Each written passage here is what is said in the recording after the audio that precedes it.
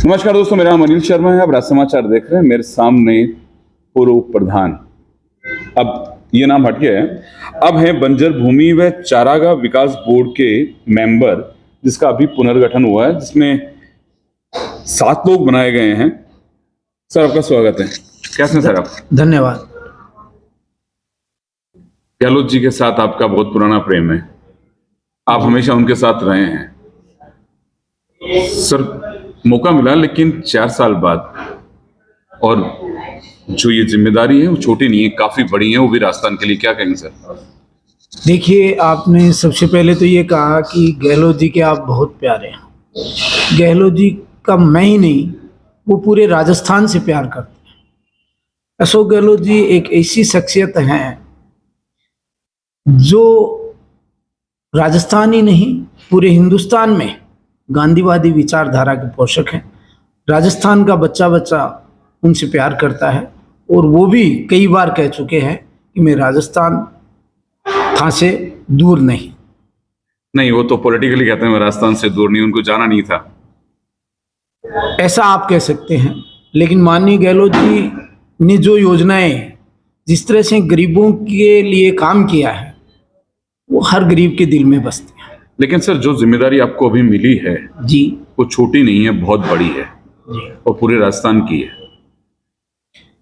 देखिए, गहलोत साहब ने जो जिम्मेदारी दी है वो बहुत सोच समझ के देते हैं। हमेशा जिसको देते हैं बहुत ही सोच समझ के देते हैं। मैं पूरी कोशिश करूँगा कि मैं इस जिम्मेदारी का निर्वहन मेरे पूरी ईमानदारी से, निष्ठा से कर सकूँ। आप नवलगढ़ से हैं जी। नवलगढ़ आपकी जन्मभूमि है, लेकिन आपने अपनी कर्म भूमि झुंझुनू को बना लिया। मैं एकदम सीधी बात कर रहा हूँ। जी जी। झुंझुनू को बना लिया। अभी आपको ये जिम्मेदारी मिली, ये जिम्मेदारी बहुत बड़ी है। मान लीजिए आपको झुंझुनू से अगर चुनाव लड़ाया जाता है तो? देखिए, वो पार्टी का फैसला होगा।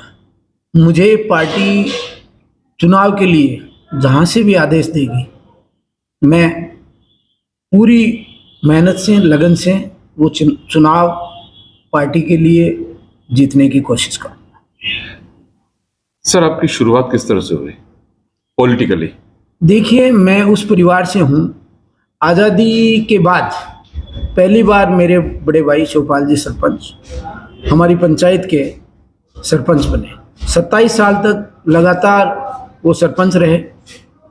1989 में मेरी पढ़ाई पूरी होने के बाद मेरे परिवार को ये लगा कि भाई मेरे भाई साहब उस समय बीमार रहने लग गए थे, तो मुझे परिवार ने ये जिम्मेदारी दी कि आप पॉलिटिक्स में जाएं और लोगों की सेवा करें।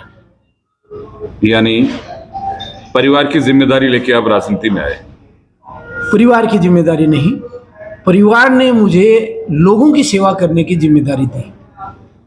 लेकिन आप उप प्रधान नवलगढ़ बने, फिर आप झुंझुनू कैसे चले गए सर?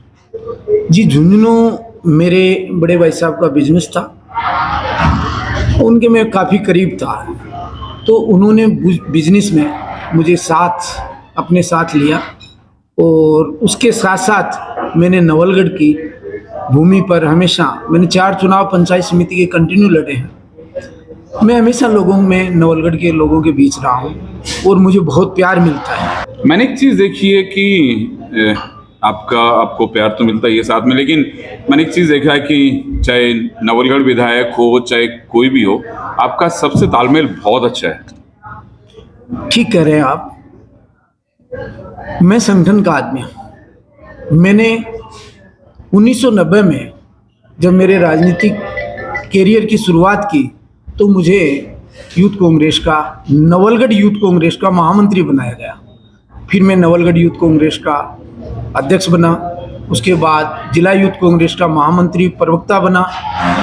उसके बाद 2005-06 में मुझे सेवा दल का जिला अध्यक्ष बनाया गया। सेवा दल में रह कर के मैंने कांग्रेस की रीति नीति और अनुशासन को बहुत करीब से जाना। जिस पार्टी ने सेवा दल जैसे संगठन के द्वारा अपने कार्यकर्ता तैयार करती है, उस संगठन में हमें सद्भाव, सद्भावना, भाईचारा, एक दूसरे से प्रेम, इस संगठन का अध्यक्ष में, जिला अध्यक्ष के रूप में मैंने 10 साल काम किया।